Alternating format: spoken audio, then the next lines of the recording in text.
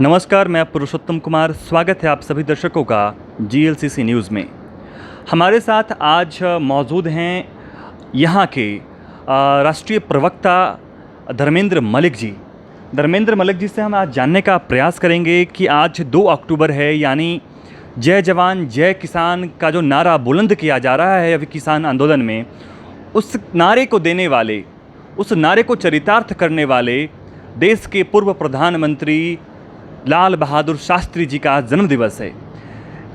इन्हीं बातों पर हम बात करते हुए आज आपसे हम जानना चाहेंगे धर्मेंद्र जी कि जय जवान और जय किसान का नारा देने वाले हमारे देश के पूर्व प्रधानमंत्री, उन्होंने तो नारा दे दिया, लेकिन आज किसान भी उस नारे को चरितार्थ कर रहे हैं।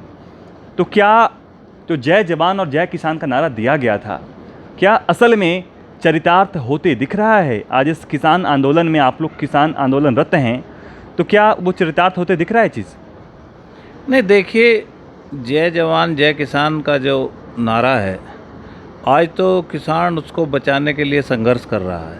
वर्तमान जो सरकार है, ये जय जवान जय किसान का नारा हमेशा बुलंद रहे। आपको मैं ध्यान दिला दूं कि 2 अक्टूबर 2018 को यहाँ पे इसी जगह जहाँ हम बैठे हैं, किसान क्रांति यात्रा पहुँची थी, और वो किसान क्रांति यात्रा महात्मा गांधी जी की समाधि तक जाना चाहती थी। लेकिन जैसे ही वो यहाँ पे पहुँची तो वर्तमान सरकार ने जो है पुलिस से गोलियां चलवाई, आंसू गैस के गोले लगवाए। तो अहिंसा के दिवस पर आज विश्व अहिंसा दिवस भी है।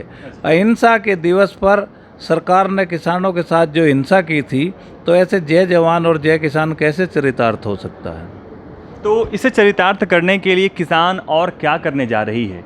कहीं ना कहीं किसानों का तो ये मानना है कि हम तो इस अपने हक को हम लेकर रहेंगे।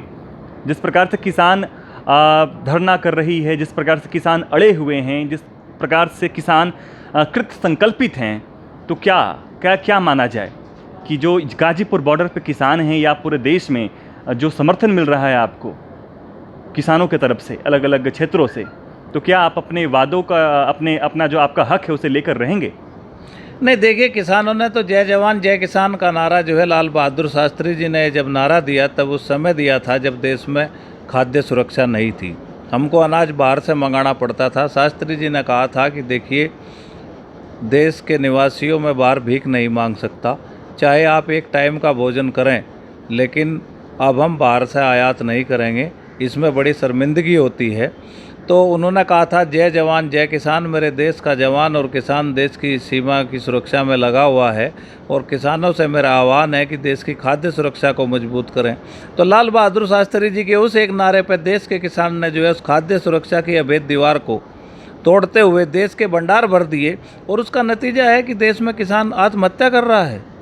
देश के किसान ने तो प्रधानमंत्री जी की बात को मानते हुए इस देश में खाद्य संप्रभुता को स्थापित किया और देश के गोदामों को भर दिया, लेकिन उस गोदामों को भरने वाले के बच्चे भूखे पेट सोएं, ये किसी को भी बर्दाश्त नहीं होना चाहिए। और वही स्थिति आज है कि कर्ज के भार में बढ़ता हुआ किसान आत्महत्या कर रहा है, मौत को गले लगा रहा है। ये बड़े दुख का विषय है।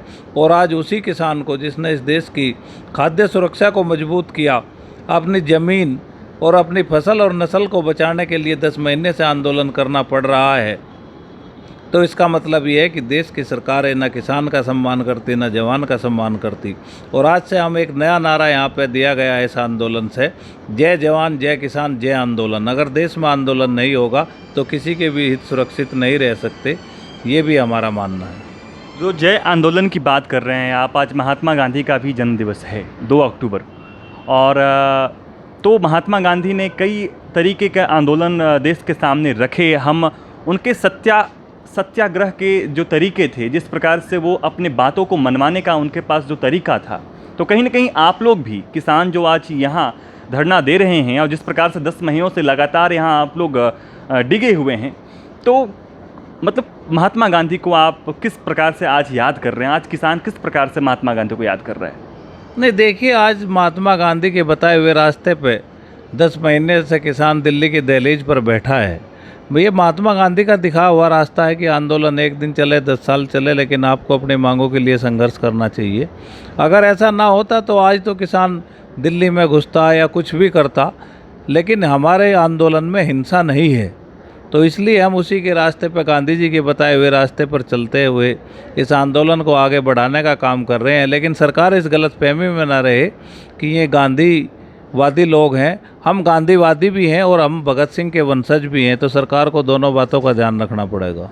तो भगत सिंह के वंशज भी हैं, यानी सरकार को किसानों के कड़े कदमों के लिए भी तैयार रहने की ज़रूरत है। मतलब आप हिंसा पर भी उतर सकते हैं क्या?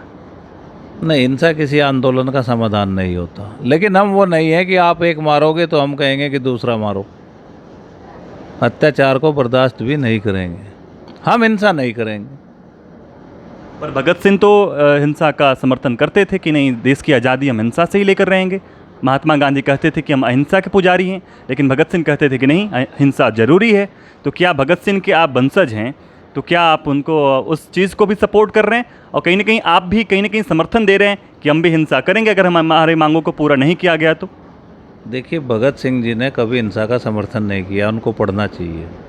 असेंबली में जो बम फेंकने की घटना थी वो केवल ध्यान आकर्षण के लिए थी, सांकेतिक था, और कहीं भी एक व्यक्ति की जान उनके आंदोलन में नहीं गई। उन्होंने अपनी जान को कुर्बान किया है। ये किसान भी वही है कि ये इस देश की नस्ल और फसल बचाने के लिए 700 किसान शहादत दे चुके हैं।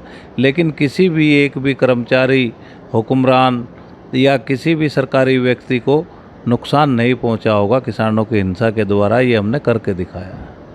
पर 26 जनवरी को तो कुछ और दिखा था। 26 जनवरी को सरकार जनित हिंसा थी, उसमें घुसाए गए थे पब्लिक के लोग, आरएसएस के लोग, सब कुछ उनका एजेंडा था। किसानों के जो तय रूट थे उनको उस पर रास्ते को रोका गया और दूसरे रास्ते पर डाला गया। ये सरकार का षड्यंत्र था, इसको बेनकाब करना चाहिए। धर्मेंद्र जी, 10 महीने पूरे हो गए हैं, क्या लगता है अभी और कितना दिन चलेगा? नहीं, देखिए, आंदोलन मैंने यही कहा है कि 10 महीने चले या 10 साल, उससे फ़र्क नहीं पड़ता। किसान आया है तो अपना हक लेके जाएगा। मतलब हक लेकर रहेंगे। तो ये हमारे साथ धर्मेंद्र जी थे, राष्ट्रीय प्रवक्ता। आप हमारे से बात करने के लिए आपका बहुत बहुत धन्यवाद। कैमरामैन अजीत कुमार के साथ मैं पुरुषोत्तम कुमार, जीएलसीसी न्यूज़ के लिए।